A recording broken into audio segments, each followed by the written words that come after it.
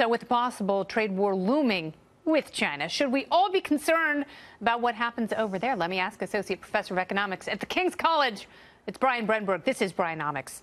So you have a lot of economic isolationists in one place representing our country, which is kind of terrifying for free market capitalists. Yeah, it is. It's an interesting mix of people. I mean, you've got Lighthizer and Navarro. They're the hardliners on trade. Yes. Then you've got Kudlow, who's over here on free trade. He's much more open to it. And then you've got Mnuchin in the middle, and you've got Ross probably on the hardliner side. Look, you would not send all these guys over to China unless you wanted a deal. It just doesn't make any sense for this group to go there. So I think the president is signaling, they're not all going to go to deliver bad news in person. Well, why are we going to China? I mean, it's interesting that they're going to China and China's not coming here. And you're sending cabinet secretaries and economic advisors.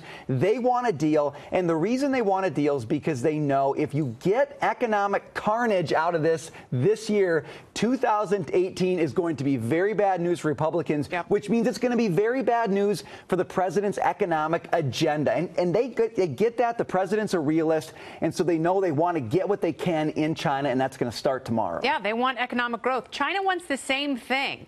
Can you avert a trade war and have both economies grow?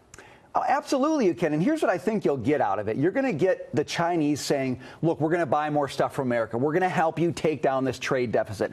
I don't think that's a primary issue, but the president cares a lot about it, and the Chinese will play ball on that.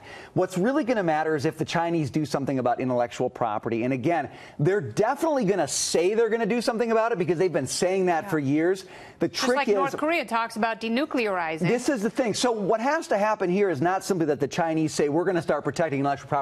Who cares what they say? The question is, can we follow up in credible, verifiable ways to make sure you're doing it?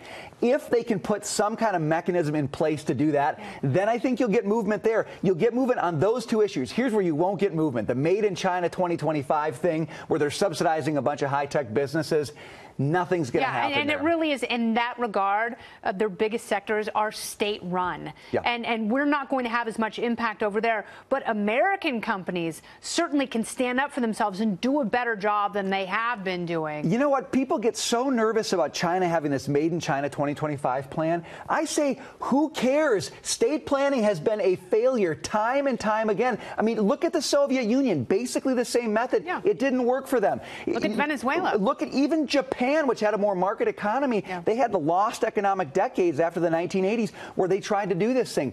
If we can get intellectual property protection, I don't really care if China wants to subsidize all its high-tech businesses.